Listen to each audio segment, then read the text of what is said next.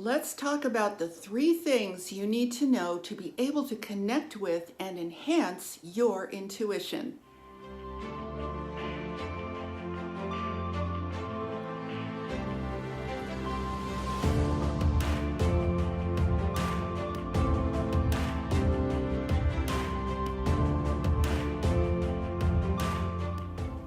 Hi, I'm Saratoga Ocean, transformational life coach, channel, and author.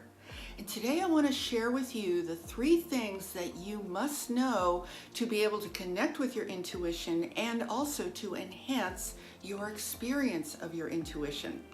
Now, those 3 things are: number 1, what is intuition? Number 2, what it is not. And number 3, what you can specifically do to better connect with it. So let's start with number 1. What is intuition? Now let's start with the fact that on this planet, we have a tendency to revere our 5 physical senses. We tend to think that we gauge reality based on whether or not it can be perceived through those 5 senses. The problem with that is that's very limited, and the truth is we have a whole other set of senses related to who we are as energy beings. If you want to really understand intuition at a deeper level, it's important to recognize that you are in truth an energy being. You are a being of love and light. And I encourage you to explore this experientially for yourself so that it's more than just a belief. And here's what you can do. Think about it this way. You are the entity that perceives through your 5 physical senses. You are the being that sees through your eyes, hears through your ears, feels through your physical body, just perceives and experiences through this physical medium. So who is that entity?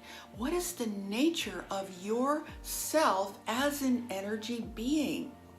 Now, as an energy being, you have 7 major chakras, and they all correspond to various parts of your physical body. I won't go into what they are in this video, perhaps in another video, but basically your chakras are very much connected to, it's not just a 6th sense, it's many senses. You have different ways of sensing all kinds of things through your energy field, through your system of chakras.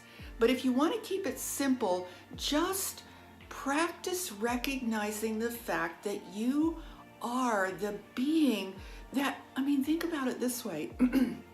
Just the fact that your body can stand up, it's because you are in it, right? If you weren't in your body, it would just collapse. This is actually quite miraculous if you think about it. The fact that you can move, that you can lift your arm, that you can just walk is because there is an energy being, which is you, within your physical body. So intuition, if we are to define it in the simplest of ways, refers to the sensing mechanisms, the sensing capabilities of you as an energy being, the sensing capabilities of you as a being of light and love. So it is an expansion from your physical senses. Your physical senses have a very limited spectrum. All right, the physical universe is an energy universe, right? And it's a certain spectrum of energy. So your senses can perceive within that spectrum, your 5 physical senses. But when you start connecting with something called intuition, you're expanding your ability to sense things. You're going almost into a timeless state, because intuition is amazing in that way. It's not limited necessarily to the time and space continuum that you perceive through your physical senses. So intuition is an amazing experience. The only problem that we have here on this planet is we tend to discard anything that is not learned through those physical senses. So we tend to eclipse our ability to connect with our intuition. So intuition is literally felt through the entire physical body. It's almost like a sense that you feel through your energy body, which translates through your physical body.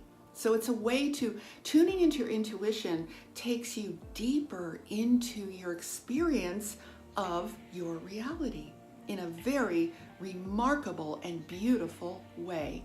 Now, let us talk now about the second thing you need to know. What intuition is not, because this is where we tend to get confused. Now, intuition is not fear, nor is it anxiety. Now, sometimes because we do tend to be reactive as humans, we're kind of reactive to our circumstances. So a lot of times we might be reacting to some kind of a pattern or a past trauma or who knows what. We might be reacting to our subconscious beliefs, and we might react to something or a situation with a lot of fear or anxiety. That is not intuition. That's just a reaction. Intuition never is accompanied by fear. All right, fear is a whole different animal. Now, that's not to say that there are not occasions where you shouldn't listen if you feel afraid. Like, if you're about to find yourself in some kind of danger and you feel fear, well, of course, you want to avoid that. But that's not really intuition. That's just blatant obviousness, right? But intuition itself is more subtle, and it always comes from a very calm place, a very centered place, a very quiet place. So it's not fear, it's not tension, it's not stress, it's not anxiety, it's not any of those things. So you don't have to confuse yourself and think, oh, if I'm feeling afraid of something, maybe that's my intuition. I'll give you another example. Let's say there's something that you want to do that challenges yourself. It's really challenging to you. It's positive. It's something you want to do, but it's challenging. So you feel afraid. That's not your intuition telling you not to do it. What that is that's just the reaction of your brain saying, well, this is unfamiliar. This is new. Maybe we shouldn't go there. That's related to your brain. It's not your intuition. All right. Those are the kinds of things that are helpful to just go through and overcome that fear and do that positive thing that you really in your heart want to do. So hopefully that clears up the subject of fear and anxiety when it comes to intuition. Intuition is always calm. Now, another thing about intuition in terms of what it's not, and this is where we really get confused so often. Have you ever had those moments where you have an intuitive feeling and you don't follow it? And then later on you regret it. You're like, oh my God, I knew that I should have done that. I don't believe I didn't follow that. And then you ask yourself why you didn't. Well, here's usually the reason why. Because in terms of our conscious mind and our normal state of experiencing our reality, we make decisions based upon reasonableness and logic and what we can see before us and understand. Our conscious decisions are often made based upon our past experiences and what we project might occur in the future.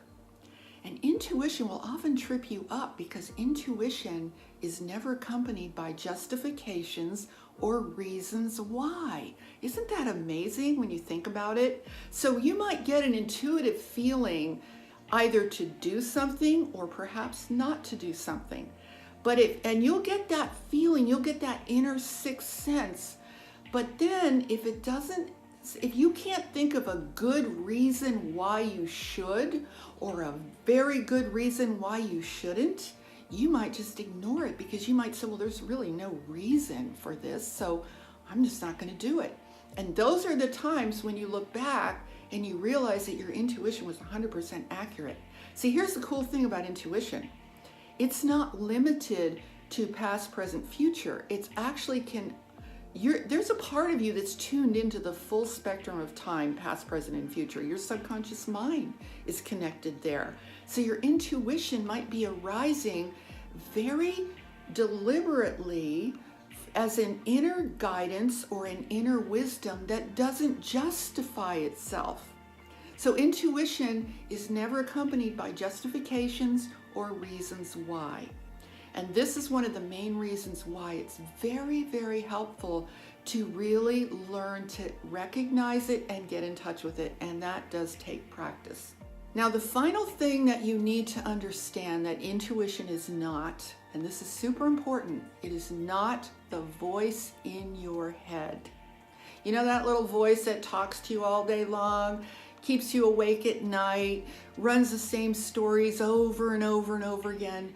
That voice that's always talking in your head, the voice of your conscious mind, if you want to refer to it in that way, that is not intuition. But if that voice will often try to override your intuition or cover up your intuition. Some might say it's the voice of the ego. Sometimes it's ego, sometimes it's not. Sometimes it's just you constantly telling yourself the same stories over and over again. But whatever the case, the voice in your head is not intuition. Intuition doesn't necessarily have a voice. It's more of a feeling. It's a sensing. It's a direct and deliberate feeling of knowing something. I just know that I need to do this. I just feel there's like a magnetism to it. Okay, so there are many different nuances to the sense of intuition. Intuition is not just one singular experience. It has nuances. It has hues, like colors have different hues. So does intuition. So it's a wonderful thing to get familiar with and begin to explore within yourself. There's like a whole universe within you of extrasensory perception, as it's often called. So now let's go on to the third thing you need to know, which is exactly what you can do to learn how to better connect with your intuition and or enhance your experience of intuition. So in order to connect with your intuition, you need to remember one thing. You need to be fully present in your body so that you can feel that energetic sense that is a part of your deeper self, so that you can connect with that inner wisdom, that inner feeling, that inner knowing. One of the best ways to begin to cultivate this is through meditation. Now, there are many forms of meditation, but I would suggest that you choose a form, whether it's a guided meditation or I'll just give you a very simple one right here. A very simple meditation is to sit quietly. You can even create a sacred space for yourself. I like to create a space with a water fountain, like a tabletop water fountain. Maybe you light a candle. You could have flowers or a plant or crystals. You can even hold a crystal if you have a favorite crystal. Anything that calms you down, that denotes this is a sacred moment where I'm going to go within myself. And just take some time of quietness. You can play some meditation music or just something that would accompany Reiki healing or something like that. Something to just draw you within and quiet yourself and your experience. Now, once you do that, the next thing you want to do is focus on your breath, because beneath your breath is your life force. And when you start to connect with your life force, that is such a calming, stabilizing, peaceful and beautiful and loving energy that when you connect with that, it just quiets everything. It quiets your mind, it quiets your body, it relaxes you. Now, you're not going to necessarily have that experience the very first time you try, because it takes practice. So what I would recommend you do with meditation is start with 1 minute a day and then build up 2 minutes the next day, build up to 5 minutes, 10 minutes, just whatever you can manage. The most important thing is to do it every single day, because that's how you build on your experience. So that is one way to practice becoming really present in your body. Another way you can cultivate your ability to connect with your intuition and your inner senses is simply to spend time in nature. When you go out in nature, you become resonant with the planet. Your body comes into resonance with the earth, with the natural world, and guess what? You become more in resonance with yourself. When you spend time in nature, you tend to be more in your body. You tend to be more in a feeling experiential state, not so much in a mental state. And that will help you feel more present in your body, which is what is also going to enhance your ability to be intuitive. The final thing I want to mention is the topic of screens, because our lives we have so many screens. We have computers, we have smartphones, I guess TV still. There's just screens everywhere. The problem with screens, as practical as they might be for a lot of uses, they do one thing that does not help with intuition. They actually tend to draw you out of your body. Because you can, especially like if you're on social media a lot and you're communicating with people via social media, you're going to find that you lose touch with your body. You're actually drawn into cyberspace to connect with people through that medium. So be aware of your screen time and make sure that every day you spend time away from your phone, away from your computer, in meditation, just being with yourself. Maybe you just want to sit and gaze out a window. That's a wonderful meditative thing to do.